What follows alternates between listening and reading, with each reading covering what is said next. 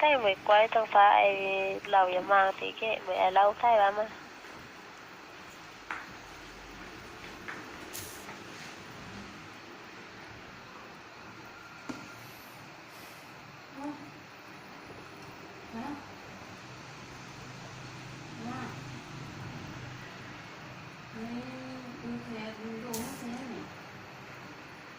máy quay bị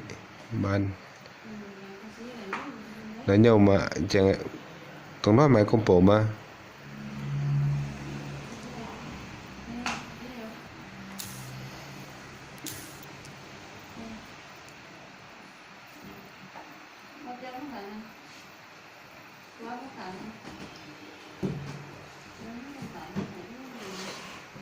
đôi lần đây đôi lần đây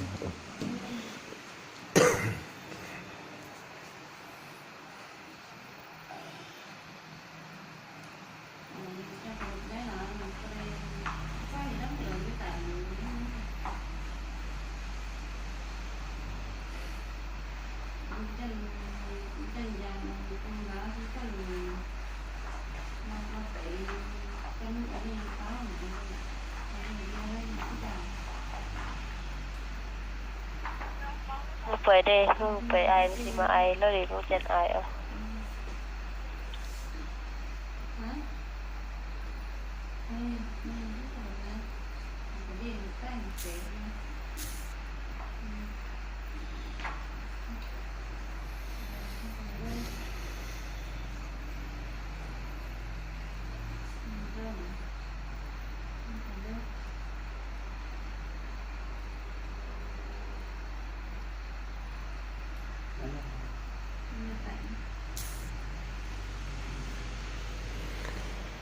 muốn là nhiều mình chơi tăng xì nhốt mù mình xì nhanh nhốt theo mù á sẽ thay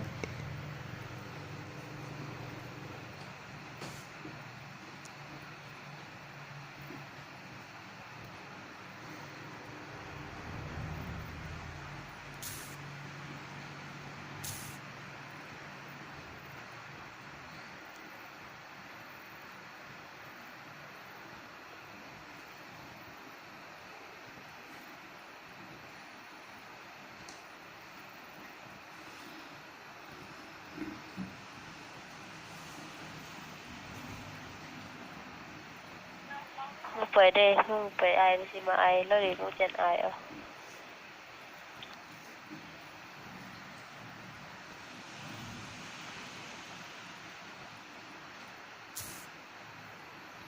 mày chỉ liệp xem mắt nè